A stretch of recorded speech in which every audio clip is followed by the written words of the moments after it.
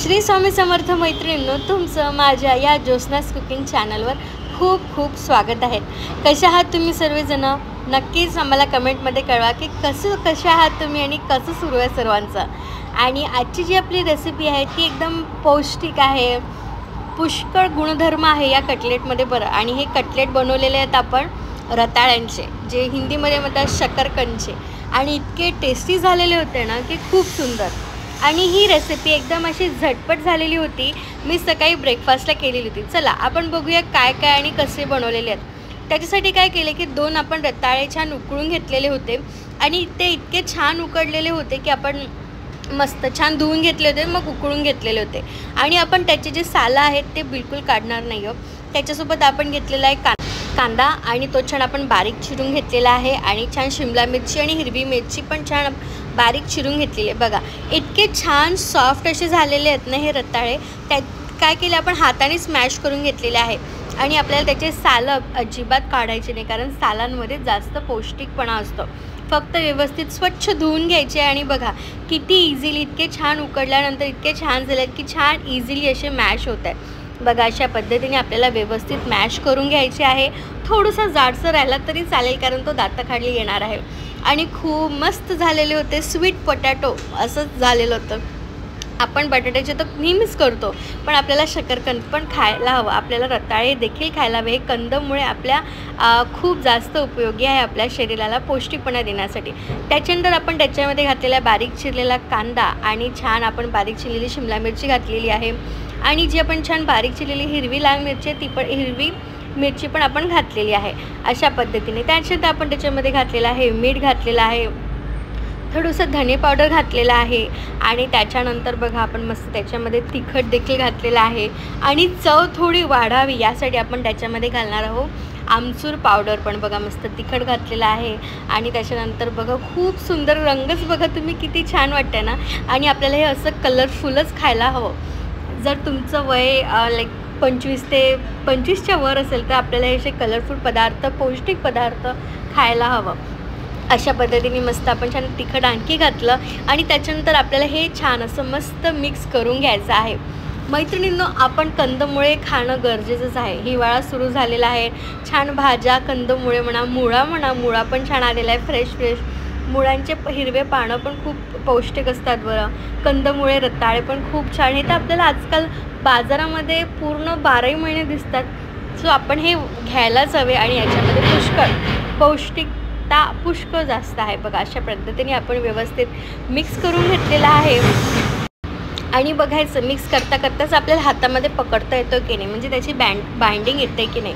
So binding तर येणारच, कारण ते रताळं आहे आणि खूप छान मस्त आणि खूप सुंदर असे हे कटलेट झालेले होते। मी तुम्हाला सांगते, सकाळी ब्रेकफास्ट केला ना की आपल्याला ते पोटभर पण आहे, पौष्टिक पण आहे, आणि आपल्या शरीराला आवश्यक पण आहे।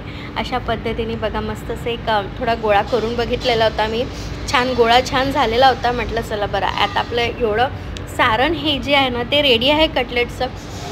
बघा अशा पद्धतीने मस्त सारण रेडी झालेलं आहे, आणि आता आपण छान त्याचे छोटे छोटे कटलेट करून घेऊया। कटलेट म्हणजे आपण काही पण करू शकतो, कोणताही आकार देऊ शकतो। बघा मी आधी याचा असा छान गोळा केला आणि त्याला असं दाबलं, आणि जर फाटत असेल तर तुम्हाला वाटत असेल आपण हाताने असं छान त्याला प्रेस करून घेऊया।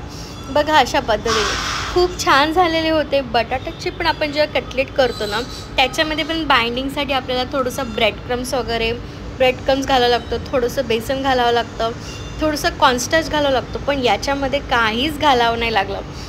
अशा पद्धतीने बघा, आणि छान जे हिरव्या बघा कसं ते शिमला मिरचीचं हिरवं रंग जो दिसतं किती सुंदर दिसतं आहे। याच्यामध्ये आपण पुष्कळ भाज्या देखील घालू शकतो। बघा अशा पद्धतीने मस्त असं छान कटलेट असे वळत होते, आणि छान एक गोळा घेतला, त्याला छान बघा असापैकी रोल केला, आणि त्याच्यानंतर त्याच्यावर असा दाबला।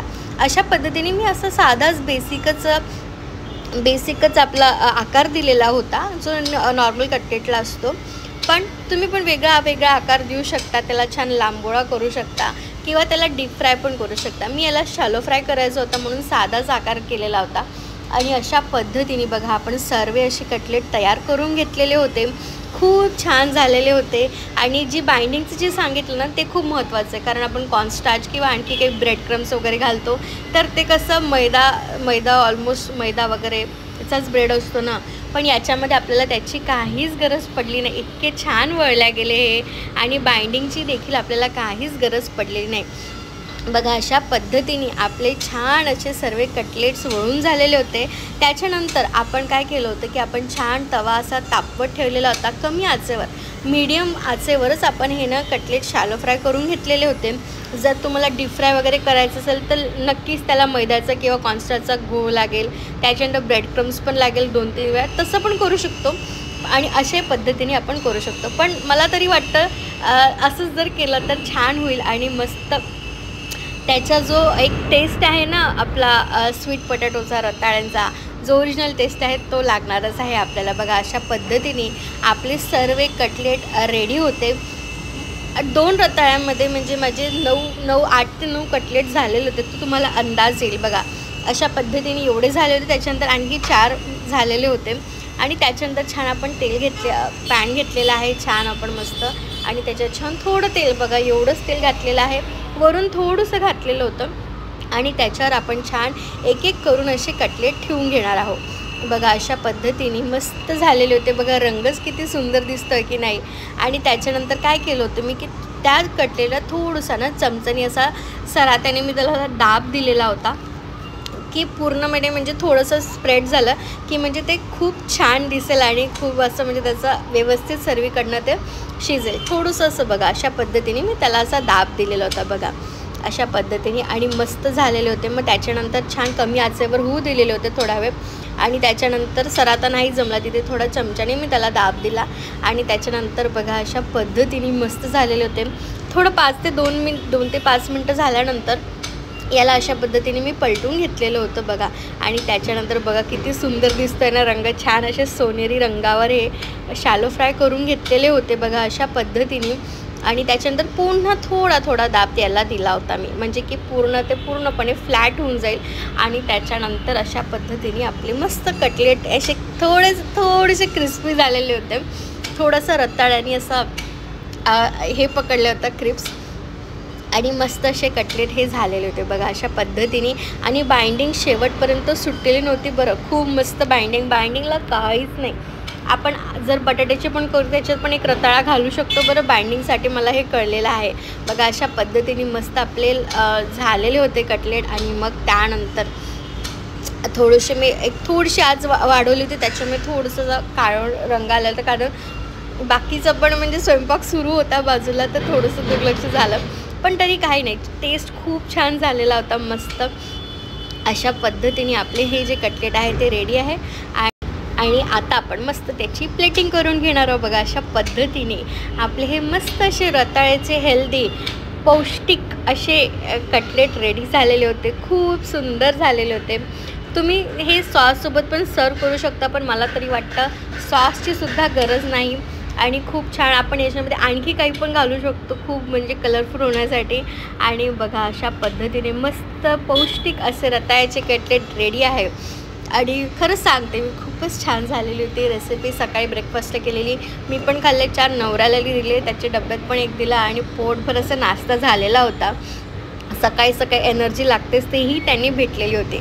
चला अशा पद्धतीने हे झालेली ती रेसिपी तुम्ही पण करून बघा नक्कीच. आणि आवडले तर लाईक करा, कमेंट करा आणि सबस्क्राईब करा. आणि या व्हिडिओचं एंड आता इथेच करते. चला श्री स्वामी समर्थ. नक्की रेसिपी करून बघा.